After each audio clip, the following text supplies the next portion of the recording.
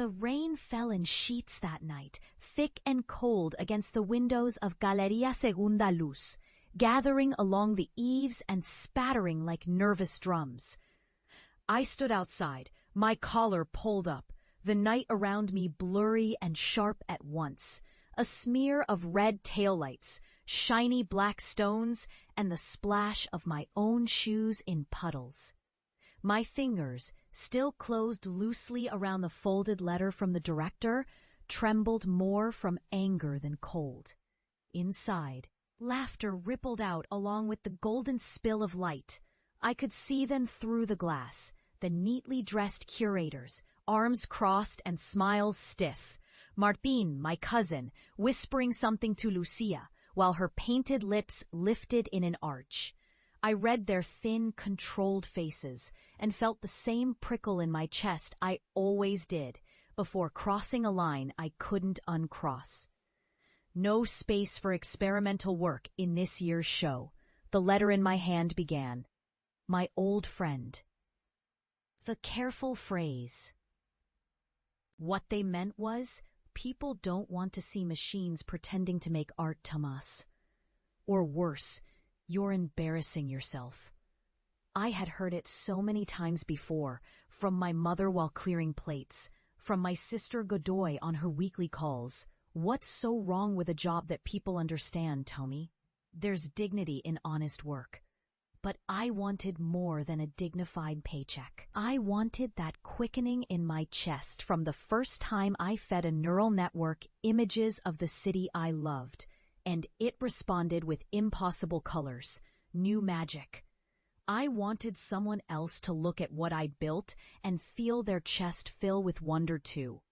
Back then, that hope felt childish, almost shameful.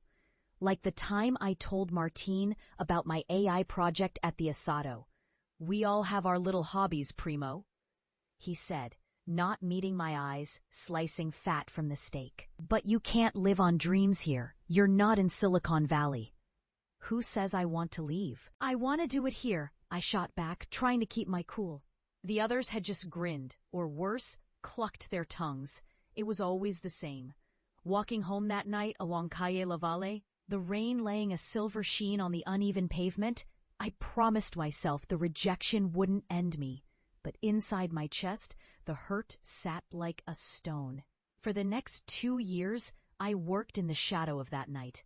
I rented space in a converted warehouse in Almagro. The sort of place that still smelled of motor oil and old wood even after 1,000 swept floors. The windows shook when the subte rattled past, and the Wi-Fi was as unreliable as the rent. Still, it was mine. By day, I coded in the frigid chamber, fingers aching over the keys, chasing lines of logic that curled as mysteriously as the city's tangled streets. By night, I built datasets from photographs, thousands taken walking the barrios, from the sun-fading murals in San Telmo to the battered neon above bakeries in Once. Every few months, hope and humiliation twined together in a new pitch. I sent letters, proof of concept videos, cold emails to galleries, museums, the Ministry of Culture. Most never replied. Those who did were polite, sometimes even apologetic, but always some version of, this isn't what we're looking for. This isn't art. Christmas one year, a little tipsy on Malbec, I approached my mother, who leaned on her cane near the tree. She looked at me with tired, sweet eyes and touched my cheek. Are you hungry, mi niño? Why don't you let it go? You have a good heart, but these things, they never end well for dreamers. I went home that night and stared at the streaming code, lines blurring until pain built behind my eyes. Something hardened in me then, not spite exactly, but a refusal that was bone deep. I would not apologize for wanting more. My project limped along, funded by contract work on lesser AI projects, untangling poorly written code for startups, barely scraping by. Each contract gave me a little more freedom, new hardware, better cloud time. The city pulsed outside my windows, its troubles and music, its defiance. The turning point came on a day so oppressively hot that even the stray dogs didn't bark. I'd been fighting for weeks with a bug in the Edge generation model, an obscure persistent glitch turning every face into something grotesque and dreamlike. Out of exhaustion, I loaded an old dataset, images of Abuela Rosa's kitchen collaged with the pastel houses of Caminito, ran the model, and let it spit out new permutations while I dozed off with a fan rattling above me. In the morning, I awoke to something that made my scalp tingle. A mosaic of light, impossible colors, a table set for merienda rendered in the luminous shades, the coffee cup reflecting the city's spires.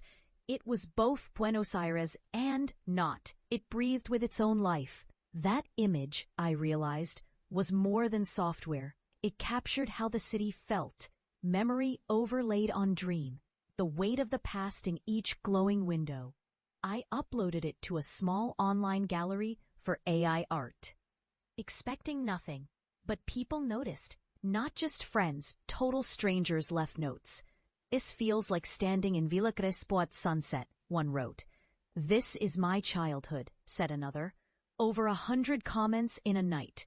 A few days later, an email appeared in my inbox from an art collective in Sao Paulo.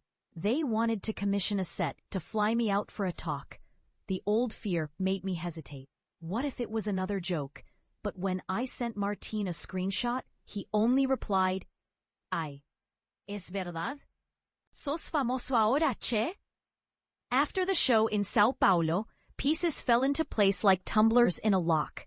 Invitations from New York, Berlin, Tokyo, people curious to see what the city's memory machine would do next.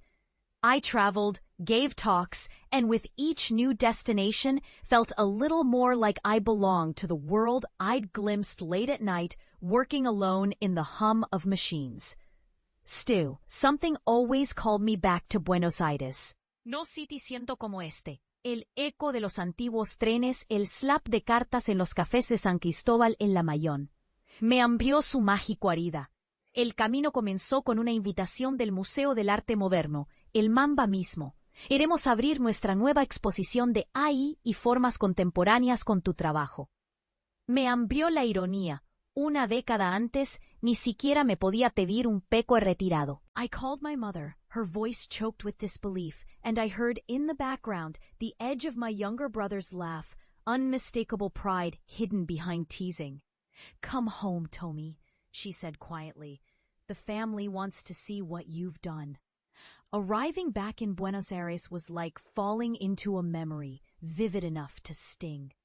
The airport smelled of humid stone and diesel, the crowd a blur of brown skin, crumpled uniforms, laughter, and constant soft swearing. Mom met me at the arrivals gate, smaller than my memory of her, her arms thin but her hug fierce. Word spread fast. Even before my return, Martín texted, "Don't forget your little people when you're rich, eh? Aguante la familia." Lucia sent me an invite to a dinner. Her, Martín, their parents, my mother, and, I suspected, more than a few curious cousins angling for a selfie. I accepted. It was time to go back, all the way. The night of the opening was a straitjacket dream tight, breathless, sparkling at the edges. Mambo was lit up in colors never meant for its clean marble, spotlights peeling away the darkness. Inside, people drifted through the halls, pausing before the work cloaked in whispers. My images grown enormous on the walls, the movement of city lights reimagined by my learning machines, the ghosts of the past visible in every frame. I stood at the edge, catching my reflection in the glass. I wore a suit that fit for once. My hair was at that awkward length, and I felt, absurdly, just as stripped and defensive as I'd felt all those years ago outside Segunda Luz. Near the entrance, a clutch of family hovered, hands full of wine, voices ringing out, sharp and nervous. Martín approached first, looking older and a little softer from the years. "So, Primo, this is what you locked yourself away for, eh?" I nodded, forcing a smile. Come see, I said, and drew them toward the largest piece, the one I'd poured all of Almagro into, a massive wall, alive with projected color, synthesizing thousands of city memories, each image blending into the next so that the sharp edges softened, resembling a dream recalled after waking. As they watched, snippets of conversation floated in, suspended above the soundtrack of city noises I embedded into the piece. That street? My abuelo lived there, said Lucia, her voice trailing with awe. Is that you? Martine asked suddenly, pointing at a twist of shadow beside a glowing door in the composition. It's all of us, I replied quietly. Mother touched my arm, her eyes shining. I see my kitchen. Her words were soft, but the pride in them was steady as a drum. Behind them, other faces faded into focus, a few of the old gallery crowd, a curator from Segunda Luz herself, arms folded but eyes wide, unable to disguise her surprise. She turned to me and offered a hand, her words careful but sincere. Tomás, I misjudged. I never saw this coming.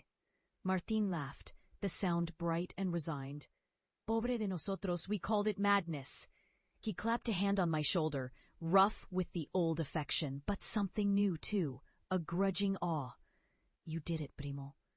I wanted to say something clever, something that would collapse years of bitterness and longing into a truce, but all at once my mouth filled with ash. Instead,